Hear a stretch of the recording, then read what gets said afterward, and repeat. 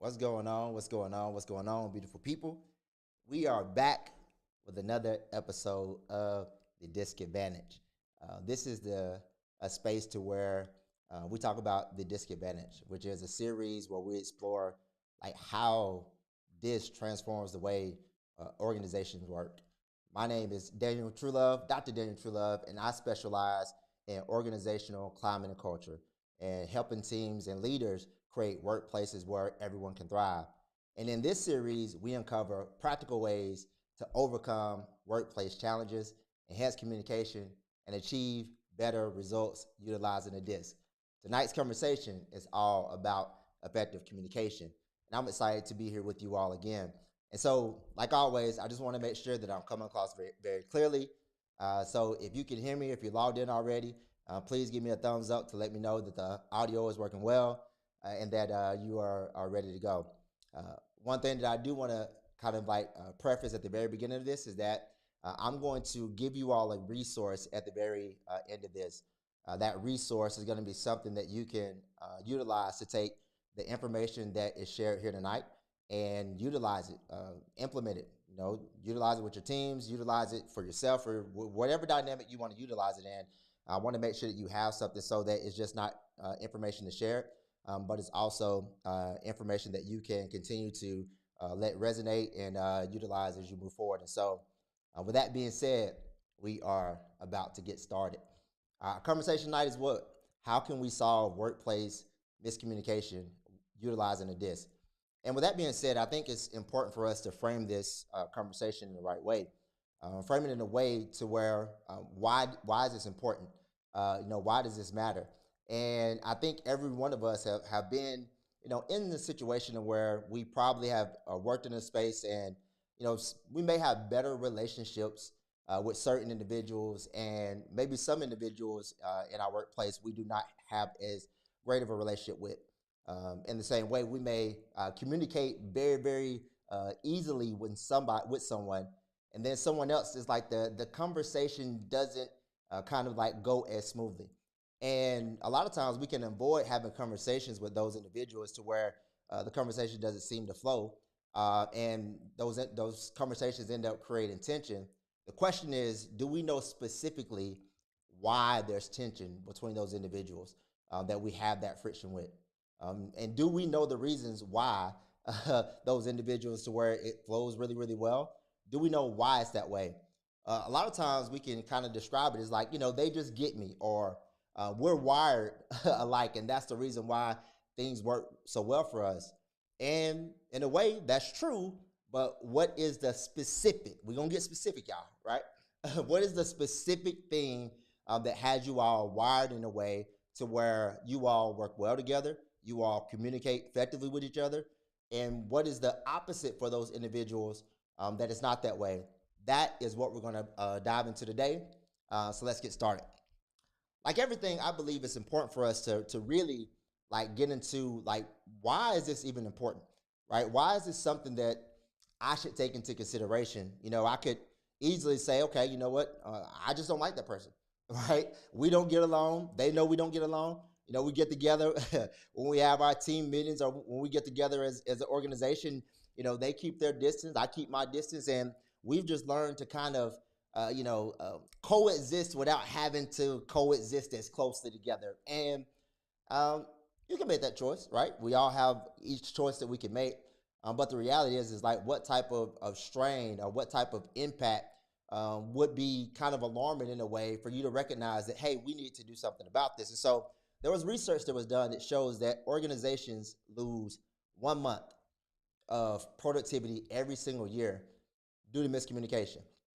Right? I work a lot in the education space, and so I like to give this example. They have a 10-month school year, and just think about having the same goals and objectives, but now, taking 1 month of that away, and you only have 9 months to reach your goal, right? Nothing has changed about the standard. Nothing has changed about the expectation. Nothing changes, but you still have the same goals that you have to reach every single day. Like, how do you feel knowing that I have less time to get this done, but yet, I still have to do the same thing? And a lot of times there are, stress, anxiety, the pressure, All those things are expressed in moments like that. But I then follow up and asking like, so what are we doing about this? And there's not all the time a response to that. We know that there's a challenge, and even though we do not want to like lose this time, if we do not put a plan in place, the reality is that it's just going to happen. And it's not just different in, it's not the education isn't different in any other space, whether you work in corporate space, like there's challenges, there's friction, and productivity is lost. Because think about this. Have you ever had, let's say, a disagreement with someone, and think about how long that disagreement went on from the time it happened to the time it was resolved? And I'm not talking about just like resolved in that day. I'm talking about, because let's be real, we don't all the time take the high road, right? It can sometimes take us a little while before we decide that we're going to mend things over and things are going to go well.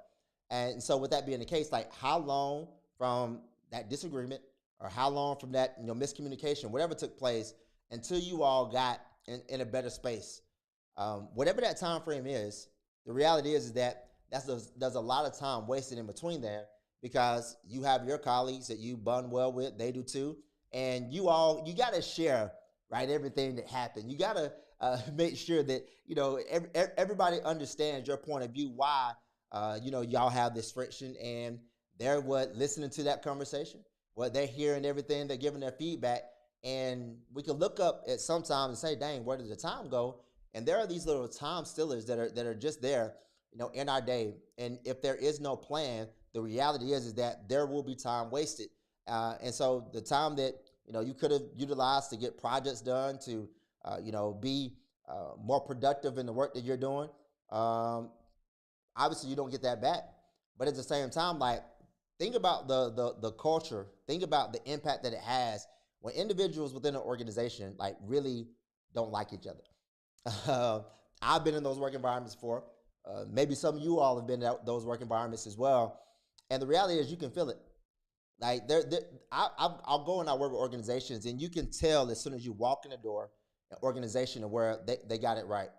I do want to give a shout out to a great principal, guy by the name of Dr. Greg Moore. He lives this thing called the Tiger Code. And I remember the first time I walked into his school, he asked me, like, hey, just we're gonna go out to the hall, and we're just gonna talk. And we had our conversation there. And I just remember the kind of like the feeling that I had when the kids were walking through the hall. I'm talking about this transition time, and I was like, I complimented him on that. I was like, man, like you can tell, like you can feel like what you're doing, the work you're putting in, the leadership, the very the culture that he's created. You can like feel it. In the same way, I've been in some other schools, right? I've been in some other organizations to where, like, when you walk in, like you can feel it as well. Like, how can you have the ultimate success when like there's that tension that you can feel, right? When you can cut it with a knife, it's so thick. Like, it's very, very difficult. And so we have to understand that all communication, all miscommunication is grounded in mismatched meaning. That means that there's this battle going on between what was said versus what was heard, because not everything that we say oftentimes goes into that other person's ears, and they interpret it the same way that we said it. Think about this. Have you ever, right? Have you ever did your good communication, right? You're over there talking to someone, and you said something, and when they replied back to you, like the look that you had in your face was like, how in the world did you, like, did you get that based on what I said? I said this, and then they maybe paraphrase what you said, and it wasn't the same. The challenge that's going on is that when we hear someone communicate, like the words that are coming out of their mouth, they go into our ears, and now we're trying to make meaning from it. Like, I hear what you're saying, but what does that mean to me? And what it means to me may not necessarily be exactly what was shared. And in the same way, what you shared may not necessarily be what it meant for that other person. And so there's this battle going on, and we got to understand that that's how miscommunication takes place. Think about this, right? And whoever's live or whoever's on here, or even if you're watching a replay, think about this. I oftentimes do this game, and it's called word association. Very simple game, and I'll share a word, whatever the word is. A lot of times the word is green, And I asked them, what's the first word that comes to your mind when you hear the color green? And we'll utilize this resource called Mentimeter, and the words are coming up there on the screen. And it never fails, no matter how small or how big the group is, there are so many different words that are coming up. And the only thing that we're talking about is the word green. So I give this context. Let's say if I started the conversation, hey everybody, my name is Daniel Truelove, and today we're getting ready to talk about green. At that point, whatever word comes to your mind when you think about that color or when you think about that word in general, like that is what's going to be on your mind. And the reality is that we could have 20 different, 100 different takeaways from just that one thing. So now if we just think about something that's not even complicated, the word green, and we walked away and say, hey, we had a conversation about green, you have 20 takeaways, 40 takeaways, 50 takeaways. And we expect to have all those different meanings that are taken away from a message, all those different meanings that are taken away from a meeting, and for us to be on the same page, that's challenging, right? That's very challenging. And so we have to do something in order for us to actually get past that. And so we talked about the problem, right? And now we have to take into consideration, like, why is communication important? And the reality is that communication is the foundation, that collaboration. Think about this. If you don't like someone, if you can't communicate well with someone, are you going to be able to like work well with them? Whether it's, we're growing up in a work environment, whether it's a team, whether it's a sports, like think about the individuals that do not have great communication. The reality is like that teamwork component of that, it does not typically flow well. And so if I can't communicate well with you, we don't work well, like that doesn't mesh well, there's not going to be much trust in the success. If there is success, it's either going to be sporadic. It's definitely not going to be something that's going to remain consistent. And so that is how important communication is, because all these things are a byproduct. And if we're talking about the work that we do, like any workplace, there is some metric, there is something that you're trying to accomplish, that there is a foundation, there's a metric that says, okay, this is what success looks like. This is the goal. These are the objectives that we're trying to get to. And we have to be on the same page in order for us to do that. And so with that being said, we have to talk about what's at the very center of our communication and why do we have challenges with that. And so when it comes to this, there are 4 different styles that we talk about. And with these styles, they're addressing different things. And so on here, you can see when it comes to the D, I, S, and C, that it really speaks to how decisive you are, how do you interact with people, how do you like things stable within your environment, and how cautious are you? And we all are everything, right? We all are everything. What do I mean by that? That means that you address problems and make decisions in a certain way, or you communicate about those things in a certain way. You interact with people in a certain type of way and share your ideas in a way. You pace yourself in your environment in a certain type of way, and in the same way, how you focus on the precision within your conversations. We all do those in a certain way.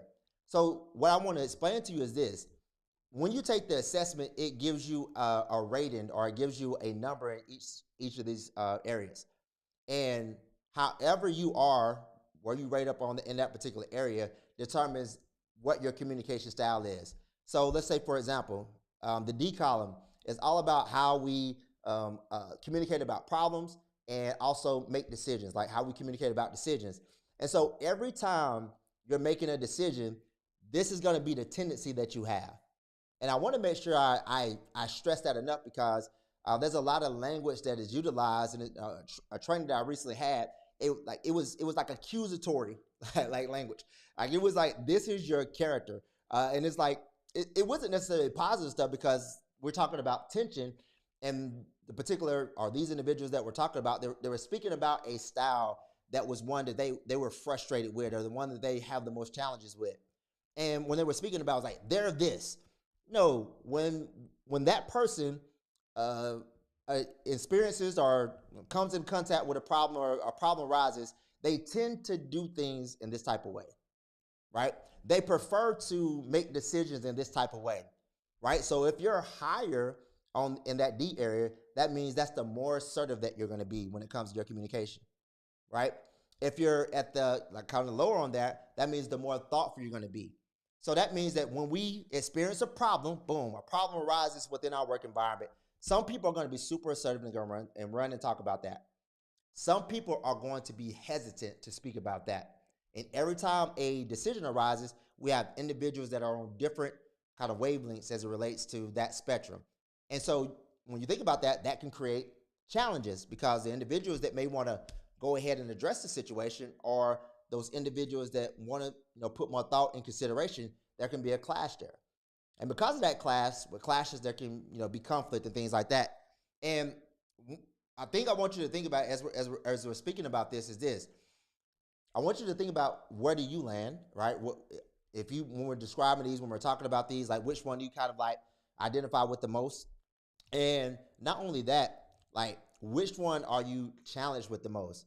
So when I'm talking about these communication styles, if you have somebody that just wants to address the problem right on and like you really haven't even processed it yet, do you have a challenge with that? And if you do have a challenge with that, now we're going to get to why that individual that is always right talking about things, they're very much so upfront, very blunt, very assertive.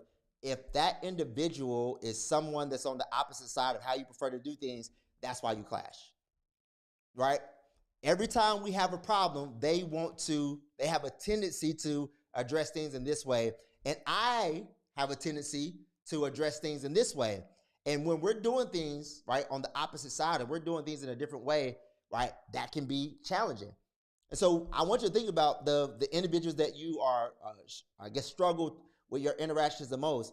Can you find out what exactly it is that has you all challenged? And in the same way, can you identify the reasons why those individuals that you do have great relationships with or you do have easy conversations with, can you identify what it is, right? So we all address problems in a certain type of way. The second one is all about how individuals will express themselves and also how they have connections and talk about relationships and all those different types of things. And so when we think about conversations, the individuals that are higher on the I column, listen, you know it. Those are individuals that are probably very lively when they come to the room, social butterfly type of individuals. Those are individuals that make their presence known. And so that's the way they interact with people. But then you have individuals that are more quiet, more reserved when it comes to their communication. Now think about this. You have somebody that jumps in the room, woo, what's going on? And you haven't even got your coffee in yet, right? You're like, wait, it's 7 o'clock in the morning. Like, calm down a little bit, right? Let me get to about, 10 o'clock and then we can maybe bring that energy to it. Think about somebody that does that all the time. Is that frustrating to you? Is that like challenging to you? Do you feel like they're, guess a little bit too optimistic, right? Like there's no way that you could just be that excited like at 7 o'clock in the morning. Like, is this real? The gentleman that I was referring to just a second ago, that was kind of his thing. He said that it was fake, right? That there is no way that somebody is really that excited about life, that optimistic. And he began to talk about how fake these individuals are. Meanwhile, that is how this individual tends to communicate and share ideas when they're around people. And it's not fake because a lot of people tend to do things in that type of way. And so he was like communicating this, and it seemed like it was this individual had a character flaw because he disliked the way that these individuals go about doing things.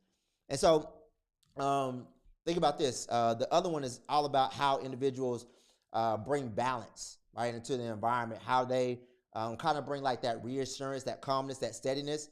And the individuals that are higher on that, they tend to communicate in a very calm manner, right? If there are challenges that arise, let's say in a leadership or a team meeting, they'll probably be the first ones that kind of are the mediators trying to calm things down, make sure that everybody understands and we can get back onto the agenda, get back to what we're focused on. Like that is what their tendency is when it comes to communication. But then you have individuals that like maybe, let's say they're lower on that, and those are the individuals that when it comes to communication, they may feel like overwhelmed or maybe like a little bit disorganized or spontaneous or may not be as calm under pressure, calm in those moments like that. And as I'm explaining these things, I just want you to think about: have you experienced these different types of communication styles, like in your work environment? Maybe you have one of these particular styles. I want you to think about which one you are. And last but not least, we're talking about like cautious. That's how they tend to communicate about like procedures, like established procedures and things like that. And so a lot of times these individuals can be individuals that are very precise, right? It has to be a particular like type of way. Very quick to point out, you know what? Well, you last week you said this, and what's so sticklers about like precision, accuracy, and the things in which they say. And those are individuals that are on the higher end. But on the opposite end, you have individuals that are very challenging. If there are established procedures, instead of them saying, hey, this is the way that we need to do it, they may say, hey, well, who put that rule in place? Like, why do we have to do that? Now, think about somebody that is a stickler for doing things, following the rules, and very much so will speak up about us doing things the right way all the time. And then you have them in a room with somebody that is contrarian, somebody that is okay with bending the rules or breaking them. Those individuals can clash.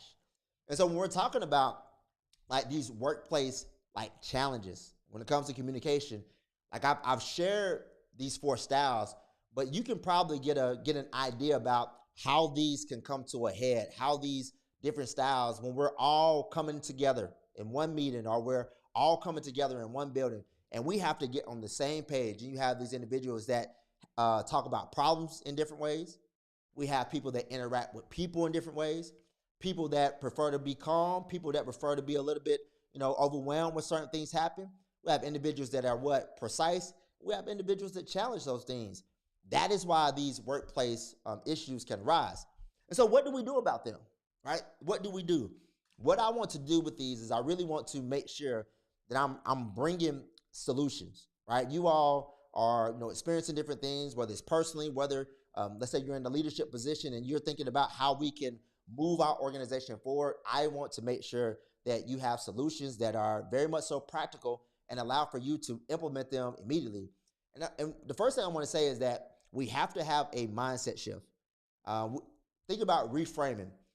That individual that I shared earlier that was talking about this I in this type of way. We worked on something that was talking about reframe, which is that we have to look at that person in a different way. Not only that person, we have to look at the way in which they communicate in a different way. And so instead of seeing it as a negative, we have to identify what is it that style brings to the table. What is the advantage? What is the brilliance? What is the superpower, right? What is the benefit that communication style brings? And the reality is every single one of them have areas that are strengths, and we have to recognize their strengths as opposed to seeing them as negatives. Just think about this. Do I see somebody, and we're talking about someone that's like high on the D right now. Do I see somebody that is blunt, someone that's very, let's say, direct or very outcome focused? Like if I'm somebody that likes to be more thoughtful and they're trying to like speed off, I may not see that as a positive. But think about this. When we think about the strength, they ensure every conversation reaches a resolution, right? Removing roadblocks and driving results. In what moments, right, is that beneficial? Right? In what moments is that beneficial? Yeah, it may feel like at times that like they're blunt, right? It can feel like times that like, hey, like, maybe you could have said it a little bit of a different way. But the reason why it works is that there are times to where we may have been in a meeting and we've been talking about this agenda item for, let's say 5-10 minutes, or, we've been talking about it for an hour and we're deliberating, and somebody at some point has to be like, okay, this is the decision that we're making. And those moments, this is when that applies. This is where we need somebody that is okay with communicating this type of way, but we have to understand that there are times to where we may have taken like too long to talk about a certain thing, and we need somebody that is equipped to move us forward. What about the I? These individuals are the spark. And I want to go back real quick because I don't think I mentioned this in the last one. The superpower that is the D, that are drivers, right? That are drivers of the conversation. And I's, those individuals are the spark. Those are individuals that bring that energy. They bring the fun. They bring the excitement. This is their gift. And so very enthusiastic, obviously very expressive. Can there be times to where they may be, let's say you may think that they're not as focused as they should be? Yeah. But in what moments, let's say we have a presentation, or let's say we're doing something on the fun committee. Like, these are the individuals that you would want, like, in those roles, in those positions, right? Have you all, I think we all been there, because I know I have, been in a meeting, and this one right here was like, oh my goodness, when is this meeting going to be over? Like, it's just super boring. Individuals that are eyes, like, those are the individuals in those moments that could lead those types of meetings, or that can, like, provide something that's fun, exciting, or engaging during those times. But be honest, sometimes it can feel like overwhelming when somebody just walks in and is like, woo, right? First thing in the morning. It can be overwhelming. And so the thing that we have to understand is that, how can we, like, work well together? Like, the more awareness that we have, self-awareness, one, and the other awareness, aware of the other people that are around us, the more we grow on these things, the more we can realize, okay, I can deal with this. I understand what he's doing. I understand what she's doing. I understand why this is beneficial. But the more that they learn about the other people that are around them as well, like, they can understand, like, when they're doing a little bit much. And that awareness obviously makes a big difference. And so that inspiration is important, right? Let's go to the third one, which is all about those individuals that are the anchor. Remember earlier when I was speaking about this, I was saying that these individuals are, when things get, kind of crazy, or things get out of hand, those are the individuals that bring the water. Right? Those are the individuals that are more calm in those moments. And so they're calm individuals, they're steady, right? We need individuals in moments that are calm and steady, especially when things are not calm and steady. But when sudden changes do happen, because these individuals do prefer things to be steady, like, it can seem like abrasive in a way, because, like, things can be out of hand as it relates to, like, their role and their assignment, and they're not able to operate in a way that is best for them. And so their communication style can seem a little bit different in those moments. And so we have to be aware of not only just how they communicate, but also what are the different challenges, like the environmental challenges, or the different things that could be going on in their personal life, in their work life, that is now bringing about something else from them. Because when we understand how they communicate, their tendencies and their preferences, and then we see some shifts, we can understand, okay, I think it's the problem that has brought this on. Maybe it is the increase in work that has brought this on. Like, we can identify the things that are making someone tend to do things in a little bit of a different way. And last, but definitely not least, we have those individuals that are cautious, and their superpower is that they're strategists. And when you think about this, they communicate with logic, right? They communicate with precision. Listen, I think we all know that there are times to where there have been some conversations that, because of how we feel about what was being shared, we're not leaning on the logic side of things. It can be more personal, because of our connection to the work, or our connection to the project. And in those moments, although it can be challenging, we need someone that communicates in a way that keeps us to the truth, that keeps us to, well, kind of exaggerating a little bit. And in the middle of you sharing something that means something very personal, you do not want to hear you're exaggerating. You don't want to hear somebody that just, like, is very much so a stickler to, you said this on this day, like, bringing up those receipts. But there are moments to where we need individuals that have that ability to communicate and share that. The challenge is when we do not know that these are strengths, that we do not know that this is the style and this is exactly what they're doing. Those are challenges, especially if we aren't aware of those. But when we have this awareness that I'm speaking about today, and we understand, oh, we need somebody to drive this conversation. We need somebody to spark this conversation. We need somebody to anchor this conversation. And we need somebody to strategize, right, beforehand, how this conversation can actually go better when it comes to, like, us and the environment. These are all areas that can be, when it comes to communication in a workplace, they can be challenges. Every single one of them presents its own challenge. Every single one of them, depending on how you're wired, can bring up a different way in which you feel while in conversations, while in their presence. And the reality is that we have to understand not only what they bring to the table, we have to understand like how we respond to those things as well. And so with that being said, I wanted to share that with you because I do believe that workplace communication does not have to be a thing that we're all challenged with. The more that we can grow in understanding, obviously, there are some things that we can do that can help us grow in that understanding. Number one is take the assessment so that we know specifically what our styles are and the styles of the other people that are around us. But like really like taking it upon yourself to say, hey, I'm going to implement this. I'm not just going to learn about this. I want to be the individual. I want to be the person, the leader, whatever capacity that you're in, that says that, hey, our workplace is going to be the best environment. Because I believe individuals do not have to go and apply for a different job in order for them to have a workplace environment that's right for them. Individuals should not be on LinkedIn, right? Zip, whatever the sites are out there, trying to find a place to where they can do the thing that they love. They can do that right there where they're at. It takes intentionality in order for us to understand how can we make sure that our environment right here is the best, that people love coming here. Not only do they love coming here, they don't want to leave. That is the work that we do. And so I've provided a link. It's either here in the comments. Click on that link and put in your information, email address, and you all will be able to get the workbook that comes with this. If you scan this, you can contact me, connect with me, and contact me. Listen, any conversation that's dealing around culture, that's dealing around environments, anything that's dealing with communication, those things. Listen, that's my jam. That's what I love to do. And I would love to communicate with you all anytime about that. Again, my name is Dr. Daniel Truelove, and this is another segment of The Disadvantage. Thank you so much for your time. Hope you all have a great rest of your day.